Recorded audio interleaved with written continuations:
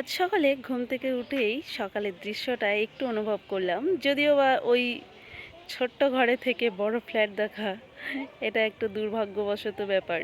তারপর চলে আসলাম রান্নাঘরে, আর আমার সকালটা হয় রান্নাঘর থেকেই। এরপর একটু খেজুরি খেয়ে নিলাম আর ব্রাশ ট্রাশ করে তারপরে চলে আসলাম রান্না করতে।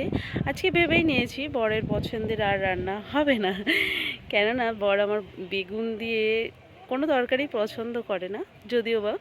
তো তবুও আজকে আমার মন পছন্দেরই রান্না করব, সেটা আমি আগে থেকেই ভেবে নিয়েছি। এরপর লোটে মাছ দিয়ে বেগুন দিয়ে করে নিলাম সকালের আর দুপুরের জন্য রান্না। আর তারপর বরকে খাবার দাবার প্যাক করে দেব।